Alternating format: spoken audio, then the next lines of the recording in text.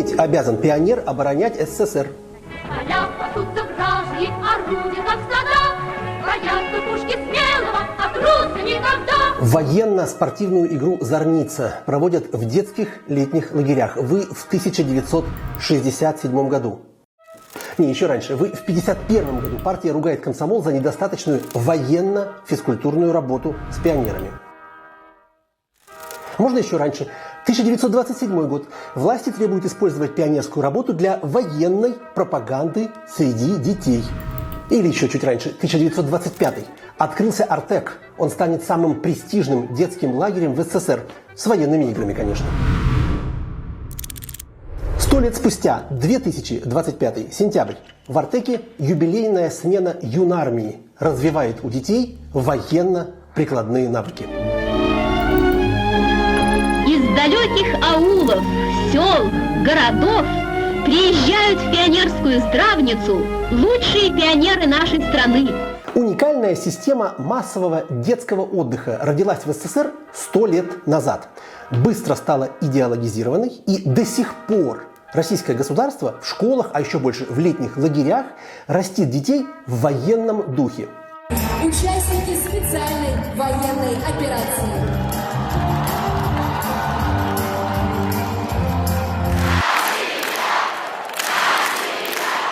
Точнее, государство пытается растить детей в военном духе. Насколько успешно? В наших выпусках мы обычно разбираемся, с каким годом в прошлом рифмуются нынешние новости.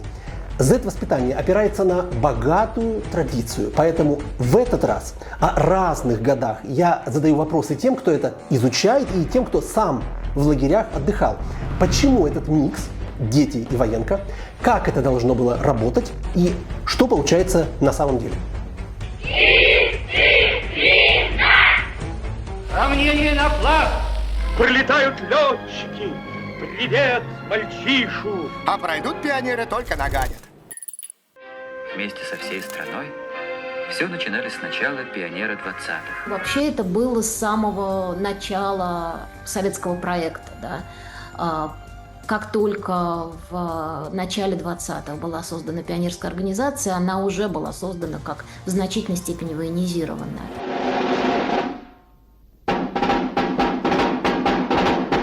Когда война метелица придет опять, должны уметь мы целиться, уметь стрелять. Пришла беда, откуда не ждали! Война опять!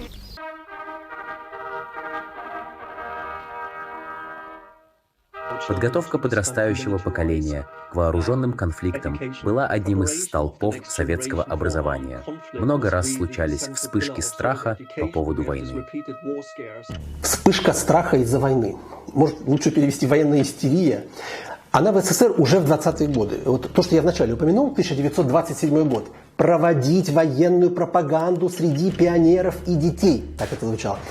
Это решение конференции комсомола Коммунистического союза молодежи. В 1927 году разорваны дипотношения Лондона и Москвы. Советская власть нагнетает, вроде война вот-вот, и заодно закручивает гайки. Тогда же в Уголовный кодекс вводят 58-ю статью «Контрреволюционная деятельность». По ней в основном будут репрессировать все сталинское время. Мы, пионеры Родины Великой, заботой партии всегда окружены. Мы скажем все горячее спасибо родному Сталину, вожатому страны. Летних детских лагерей еще немного, и военно-патриотическое воспитание, ну не мирно-патриотическое же, да, ведут в школах в основном. Если завтра война, если завтра в поход, в конце 30-х опять эта истерия, и в 1939 году в школах с 5 класса введен предмет «военная подготовка». Кстати, пионерское формирование с тех пор и до конца СССР называют «дружина». Вообще в старом значении это значит «войско». Милитаризация – это всегда устражение дисциплины.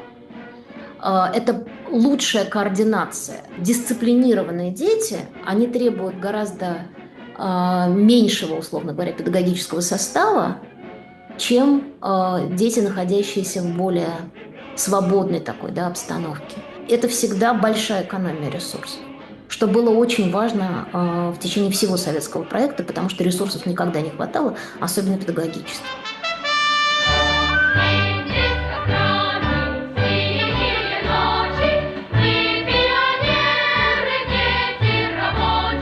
Взвейтесь кострами. Пионерский марш 1922 года, потому что пионеры строем маршируют.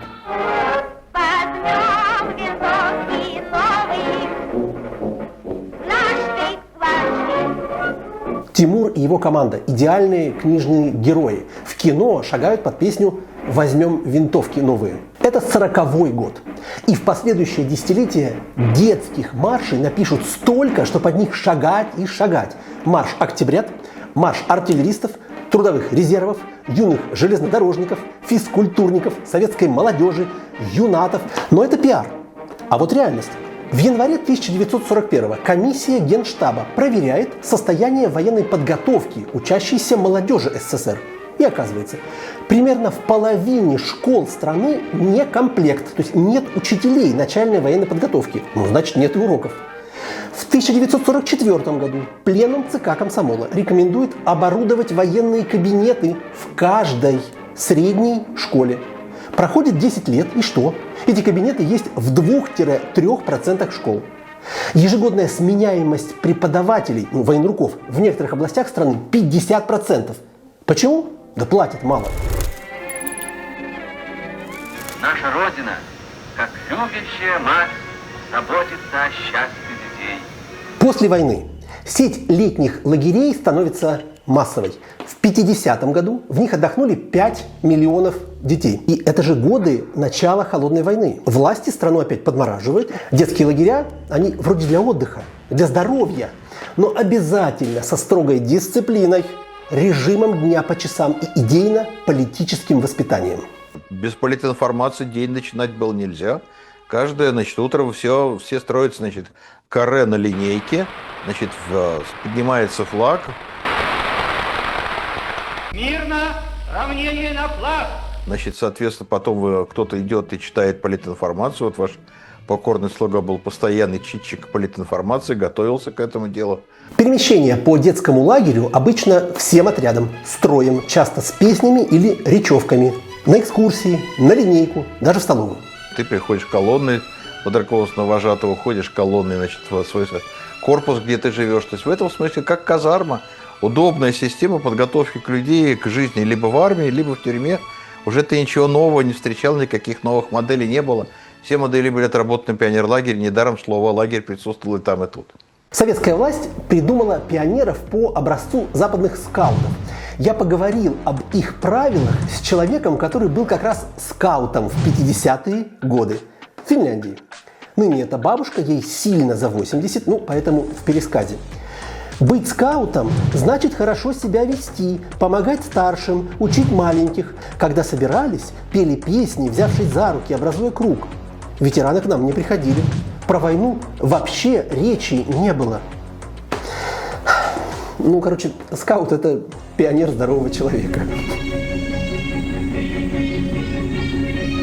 Саманта, вопреки широко развернутой антисоветской кампании в США, решила сама разобраться, хотят ли русские войны. В 1983 году американка Саманта Смит написала письмо советскому лидеру Андропову, мол, вы хотите мира? Пропаганда это раскрутила. Девочку пригласили в СССР, она отдыхала в Артеке. В конце 80-х, в годы перестройки, открытости миру, американцев привозили в Артек уже не по одному, а пачками.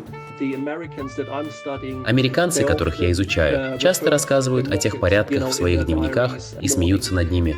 Утренняя зарядка перед завтраком, ходьба строем, линейки, принудительный дневной сон.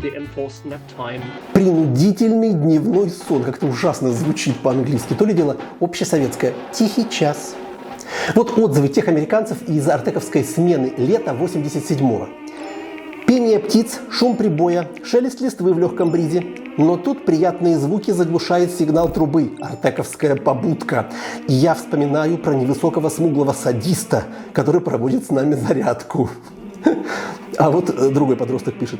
Утром мы стояли под палящим солнцем рядом с памятником Ленину в 3 человеческих роста, мечтая, чтобы он рухнул. Короче, было весело. Кстати, именно в 87-м я тоже был в лагере на берегу Черного моря, в Орленке. Я не помню никаких строгостей. Снести памятник Ленину комсомольцу и в голову не могло прийти. Впечатления были отличные. Лето, море, новые кенты, а военно-политическая шелуха, если и была, наверное, не запомнилась. В 2023 году у друга моего сын ездил в Артек. Мисс Дулина приезжала, селебрити, да? Говорит, да, по лагерю ходили строем. Ну, вообще прикольно. Доволен, что съездил. Жесткач в детском воспитании впервые стали смягчать во времена оттепели. Что читаешь? Чехова. Зачем? Смешно. Много смеешься. Ты бы лучше журнал «Вожатый» почитала. Журнал «Вожатый» в 1959 году осторожно сокрушается. Режим – вот самое святое слово в лагере. И предлагает сократить применение в детских лагерях строя, чтобы не маршировать по любому поводу. В 1962 году в школах отменяют военную подготовку. От вас что требуется, друзья мои? В 1964-м выходит лучший фильм про советский детский лагерь «Добро пожаловать» или «Посторонним вход воспрещен». Комедия показывает всю нелепость режимного подхода к детям. А что я сделаю? Уже в 1967-м военную подготовку в школы возвращают. Тогда же в лагерях начинают военную игру «Зорница», с которой мы начали. А в 1968-м СССР вводит войска в Чехословакию. Вот теперь закончилось. Следующее послабление перед развалом СССР. В 90-м году снова отменяют школьные уроки НВП. Здрасте.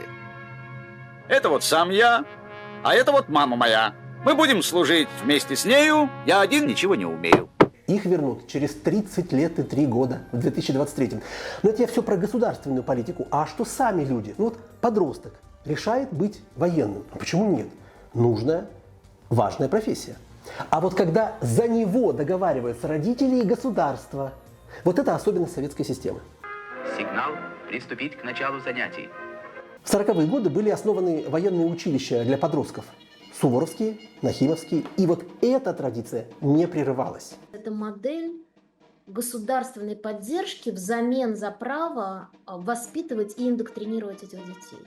Мы берем на себя, в том числе и финансовую, экономическую сторону обеспечения этих детей, а вы даете нам право их воспитывать так, как мы считаем нужным. Дети поступают здесь после 4 класса, когда ребенку 10-11 лет, и в первую очередь, конечно, нужно попытаться проявлять и заботу, и требовательность, и при этом организовать учебный процесс.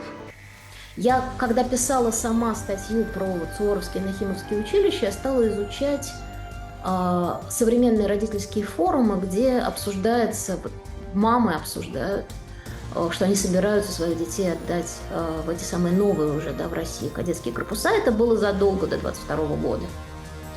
Оказалось, что они необыкновенно популярны, туда огромный конкурс. Это считается элитное образование по-прежнему. И, как ни странно, главное его достоинство даже не в качестве преподавания, а в дисциплине. При участии заместителя министра обороны Тимура Вадимовича Иванова состоялось торжественное открытие. Вот уже 3 года тверские суворовцы обживают новые площади и открывают для себя все новые и новые возможности. А смена юнармии в Артеке в сентябре 2025-го – это традиция новая. С тех пор, как Крым вернулся в родную гавань. Дети вообще в Артеке молодцы, своими вопросами, теплыми пожеланиями, добротой, искренностью, что самое главное. Вот сами слышите. Дети – это всегда частичка радости.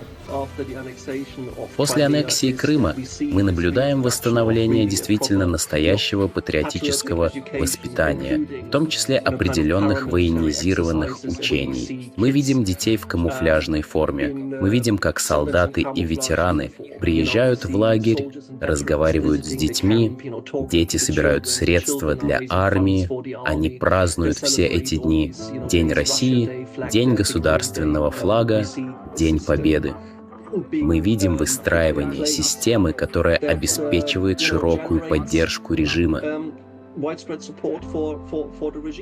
Если нравятся наши выпуски, с вас подписка, лайк, коммент.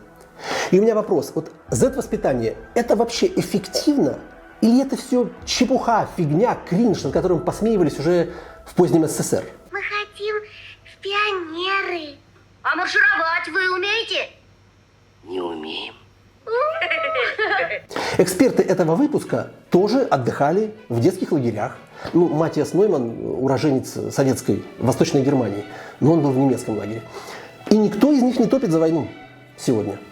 Вот сын моего друга, о котором я говорил, что был в Артеке в 23-м году, у него в комнате висит растяжка в память о той поездке, крупная, Артек надпись.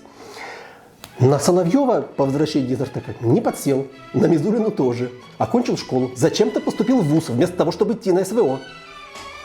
А знаете ли вы примеры того, как повлияло на подростка военизированное воспитание в школах и лагерях?